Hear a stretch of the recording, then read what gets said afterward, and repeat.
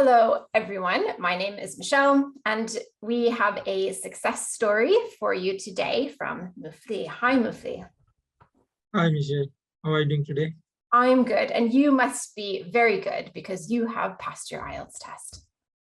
Yes, that's right. Thanks. Yeah, before we get into the details of how you did that and what advice you have for other students, can you introduce yourself to everyone? Tell us where you're from, what you do for a living, and a little bit about your history with IELTS as well. Yes, my name is Mufleeh and I'm from Colombo, Sri Lanka. I am a professional software developer. I've been preparing for IELTS for about last 4 or 5 months, and I joined the CRISIS program. I think it was on last June. Okay. Since then, I have been following the course materials and then joined a lot of live lessons. I had like a lot of experience talking to the tutors and other fellow students. So I did my exam this month. Well, actually, my first attempt was on October, and I did my second attempt on December. Yeah. Oh, great. So can you tell us the scores that you got on your first attempt and the scores you got on your second attempt?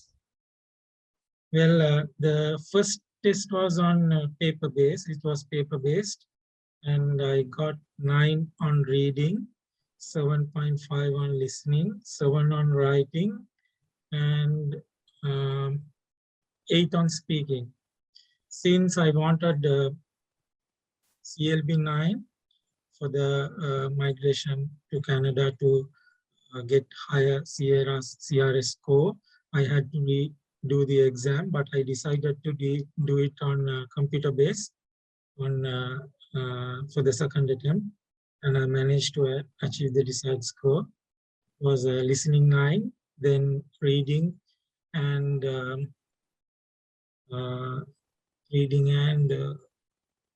listening. Sorry, the reading and Writing. Writing, yeah, reading and writing. It was 7.5 and 7 for speaking.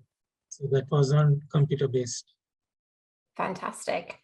So maybe you could tell us a little bit about, which you found easier, the paper delivered test or the computer delivered test. Maybe talk a little bit about the differences in your experience with both of these. Well, actually, the reason that I tried the computer-based second time was because I wanted the results faster. So I got the results in about 4 days. Mm-hmm. That was the main reason. When it comes to difference, the listening and listening is quite same. We just need to listen carefully and type instead of writing. And they actually give additional 2 minutes once we complete the test instead of 10 minutes, so that we can review the answers and make sure everything all right. I believe that time is very good enough instead of getting 10 minutes when we do the writing, because we have to transfer the answers from the paper to the answer sheet. But for the computer delivered test, 2 minutes is good enough. There is additional time that is given after we complete. In addition to that, like similar to the paper delivered test, we get amount of time after completing each section. So I believe there is not much of a difference when it comes to the listening test. We can even do some sample test on online and see how we can basically get some experience. When it comes to writing, for me, it was a huge advantage because I can type fast. So I remember when I was writing, I did not have enough time to review and make corrections. But when it came to a computer delivered test, it was very easy to type, make corrections, and also, as I said, it was easier to like review and make sure that everything is correct. So it was the case when it came to writing. But when it comes to reading, there was a little bit of a thing that I wanted to say, in the sense when there are like 2, 3, or even like 4, 5 paragraphs, it is okay because we get the paragraphs on the left and the questions on the right. We can just scroll and find the answers. But when there are like 8 paragraphs, it will be little difficult unless we have practiced a lot and make sure that we don't like we are familiar with that. What happened was, for me, in my experience, I was I would say that little overconfident because I got 9 on the first attempt. Yeah. I did not practice a lot when I was doing the second attempt, and it was like little different as well. So the last section, I believe there were about 8 paragraphs. The first 3 sections, I managed to complete everything within about 30 minutes. But the rest, like the remaining 30 minutes wasn't even enough for me to like complete the last 10 questions because there were a lot of paragraphs and I had to scroll a lot, and locating the answers were a little difficult. So I think with enough practice, maybe it could be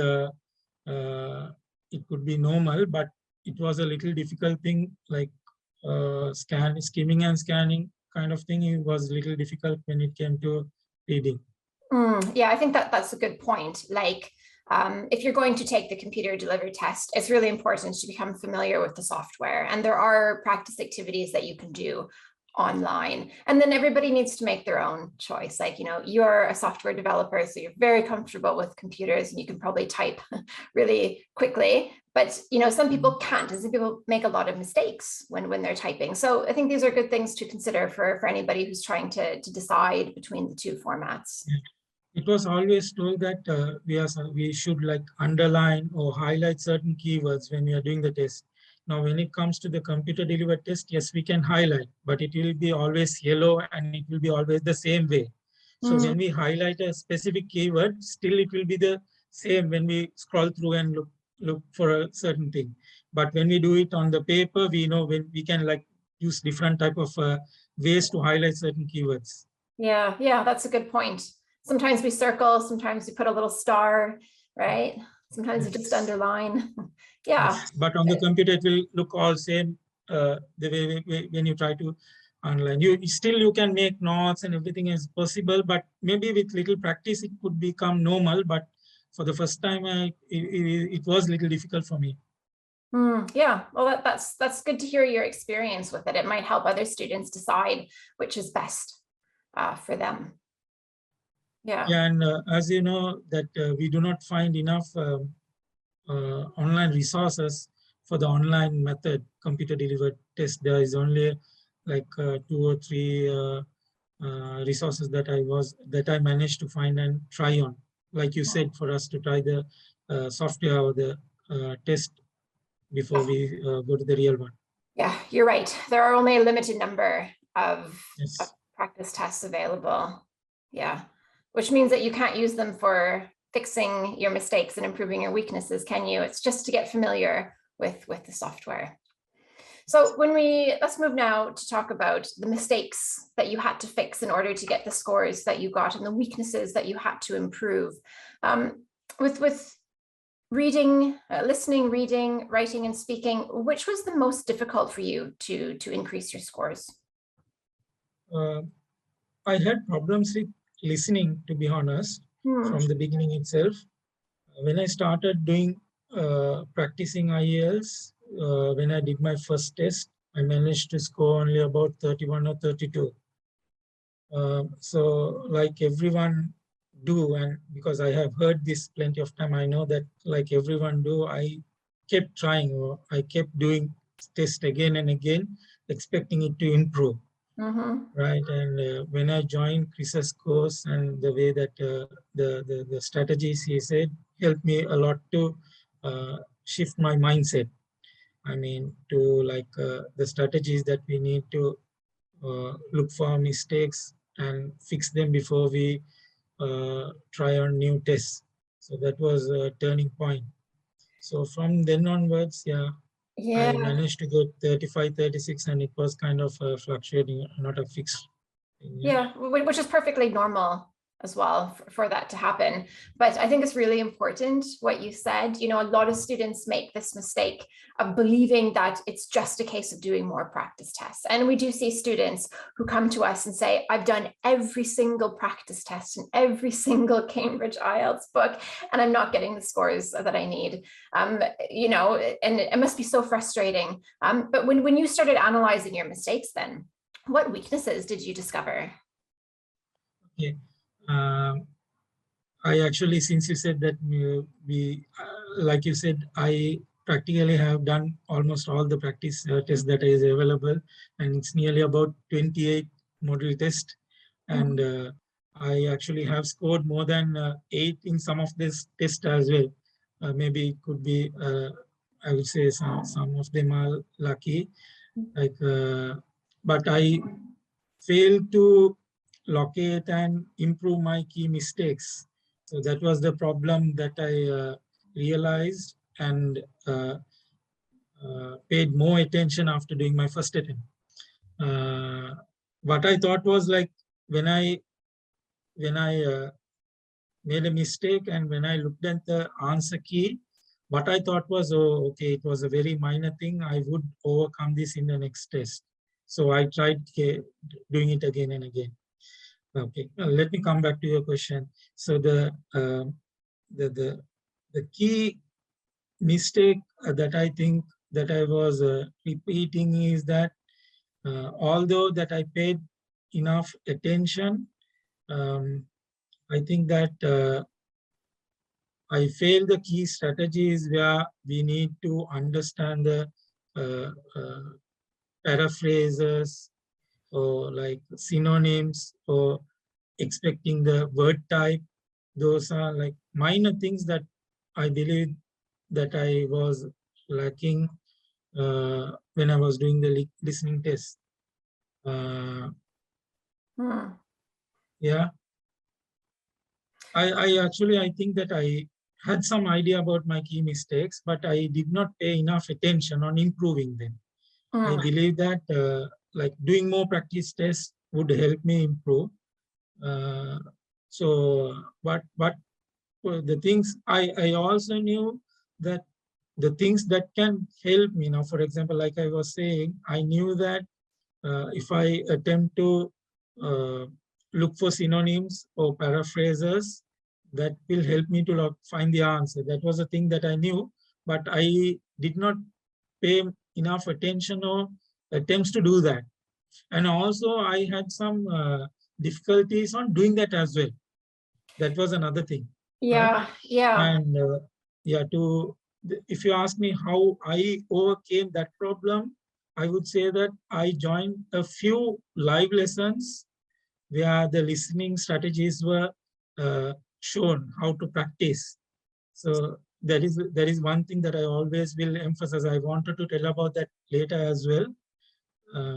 After doing Chris's courses, now we know what needs to be done. To put it into practice, the field is where we have to join the live lessons. That is where we really see how it is put into practice. So it's like yes, we get the theory on how to swim and the precautionary things and everything. And for us to, before we swim ourselves or go into the swimming pool ourselves, we just go into the pool with a tutor. So even though it was a few lessons that I joined, it helped me a lot. I mean, how we can paraphrase, how we can expect or predict a word type. So I think joining live lessons is very important, and I think it needs to be stressed more so that others can join before they do their own practice test. I wanted to stress that more when we talk about writing, Michelle. Okay, let's move on to writing. But I like your swimming analogy. I mean, you would never. That's a common analogy, no? Yeah. That's very common. Yeah. So you would never show your child a video about how to swim and then just chuck them in a pool and walk away, would you? No, you'd go in there with them and you'd help them do it slowly. Yeah, so that's a good one. But let's move on now and let's talk about writing. So The videos in the course over, Chris tells you exactly, what information you need to include in every single sentence of your task 2 essay in order to score a 7 or higher. And you can watch his videos and go, yeah, okay, that makes sense. And then you have to actually do it, right? Without making mistakes or too many mistakes. You got a 7.5 in the writing, which is amazing because that means you got an 8 in 2 categories. I believe so. Yeah, so task response, coherence and cohesion, vocab or grammar, you got 2 8s, which is really good. What advice would you give to students who are maybe struggling to increase their writing score? Okay, it's very simple, to be honest. Please follow Chris's videos in the order that are listed, that is listed on the website. Just follow them. Take down notes so you can refer them later. And before you submit for the correction, please join a few lessons, maybe for a week or so. What I would do is I would just copy the entire timetable to a Word document. I would copy them, and initially I will replace the time to match my time zone, the times that are given, and take off the lessons that I do not need, and I will make my own timetable that is required for that specific week. So mostly I joined a lot of writing lessons. So when we join the writing lessons, step by step, amazingly the tutors are taken us step by step to show how we can do this. Like it's a very simple and easy way that we can learn through the live lessons. So even before submitting a single essay for correction, just go through. I actually did not do that. I didn't know that it needs to be that way. So what I did was after going through the lessons, like after learning the theory, I tried to swim on my own. So that is why I made the mistake. Yes, it was on my first submission itself, I managed to get a 7 score, but still there were a lot of mistakes that I had to improve.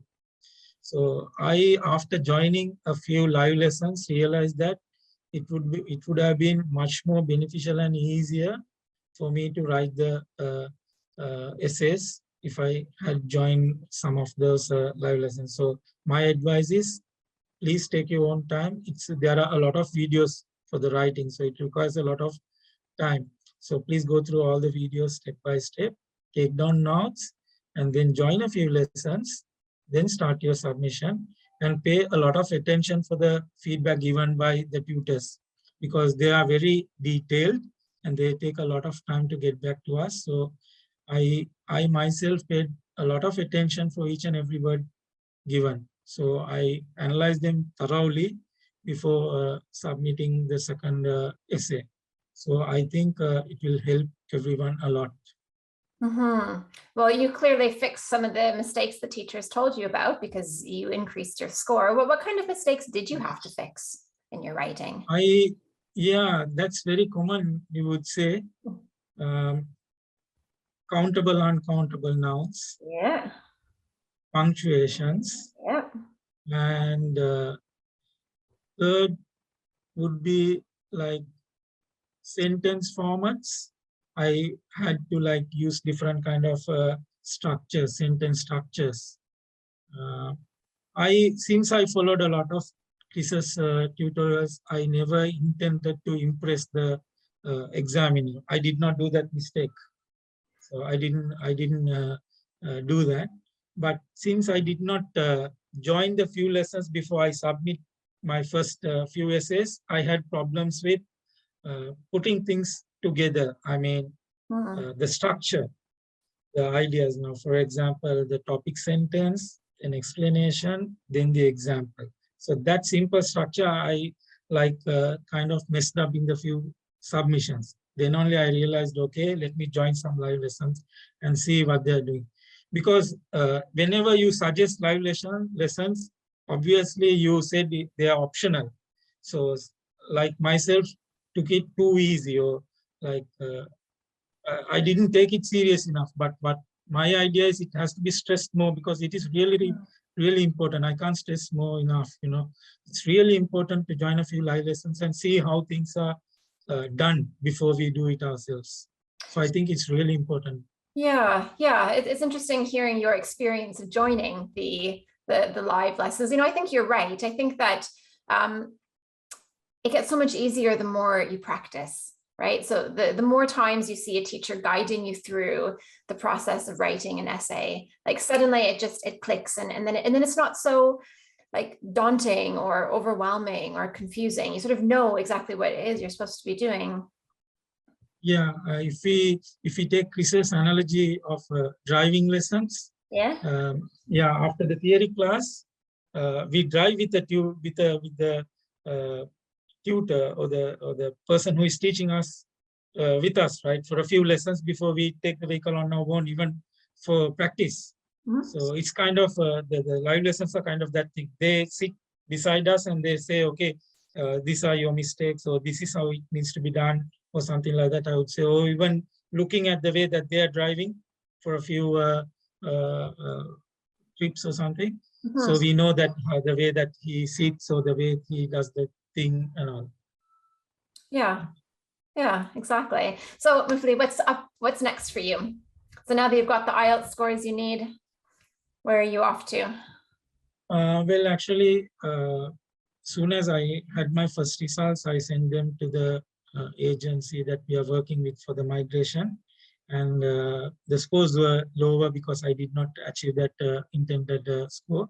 So soon after I got my results, I have updated them, and thankfully the scores are now like in a good level. So I hope we'll hear from them soon. Yeah.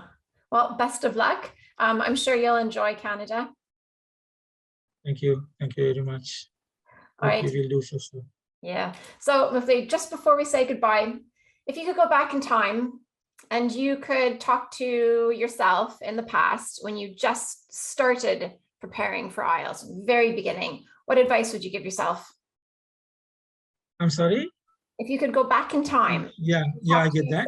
When you were just starting your IELTS preparation, very beginning, what advice would you give yourself? Well, I would say that I should not get overwhelmed, because I did. I have to sit back and maybe take some time to understand the science behind IELTS, because English is not a new language for us, but still there are certain things that IELTS examiners or the IELTS expect from us. So we need to understand that before we jump into practicing or preparing. So I would say that understanding the requirements first is really important. And that is where I believe Chris make a difference. Because honestly, Michelle, my wife and myself did the IELTS, and we have joined a few lessons from lessons. I'm not actually condemning or lowering their attempts or the things that they have done. We have joined a few sessions that were organized and done by British Council in Sri Lanka by a few of their teachers. We found it really hard, not little, really hard to follow and take the advices, because I do not know why we gave up after like maybe after 30 minutes. It was an online session. We gave it up because they were making things really complex and difficult. Since we had experience looking Chris's videos, we wanted to join to see how things are done, because that is the place that we will have to go and do the exam. We really wanted to go and see. But after watching their session, they were really difficult to follow and complex, and they were not in an organized thing. So, like I said, Chris helps us to understand the things that the IELTS expect from us. So, if you coming back to your question, we will need to understand what the listening is, the reading is, the speaking is, and the writing is. So to do so, I'm not saying that we definitely will have to look at Chris's video or something like that. But it was a game changer for us. It made our lives easier. So because he simplified things from the beginning, and there were a lot of things that we learned not only in his videos, but the concept or the idea that we gave help us to gain knowledge from different parts or different resources that we available. Now, for example, in one of Chris's videos, he was talking about this grammar correcting software.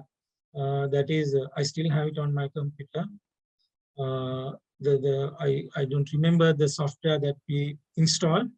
The reason he was suggesting that is to do the correction on articles. He wasn't promoting that software, but the way that he presented it and the arguments or the reasons that he gave to promote or to check on that software, like it led us to make certain other decisions that helped us on writing. So what I would say is, if you can sit back and take your own time to understand what each module in IELTS expect from us, I would have said that. I would say that to myself if I can go back in time and yeah. I mean, look, it's not easy to stop making mistakes. It's not easy to improve your weaknesses, but at least once you know what is expected and what you're doing wrong, then you can get after it and you can fix it and you can improve it, can't you? Yes, that's correct. Yeah.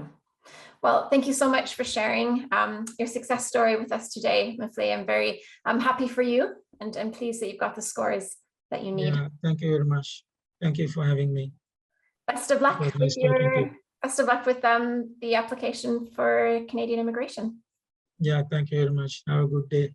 Thank you. Bye-bye. Hey, Chris here again. Hopefully you enjoyed that success story video. That student was part of our IELTS VIP course. And on that course, we show students exactly where they're going wrong and exactly what to do to get the score that they need. And we give them all the help and support that they need in order to get a 7, 8, or even 9 in their IELTS test. Now, we only work with a really, really small number of students. Because of the level of help and feedback and support that we give students, we can only work with a very, very small number of them. But we also have more success stories than any other online or offline course in the world, which has created a huge amount of demand for our course. So we're the only course in the world, I believe, that has a very, very, very long waiting list.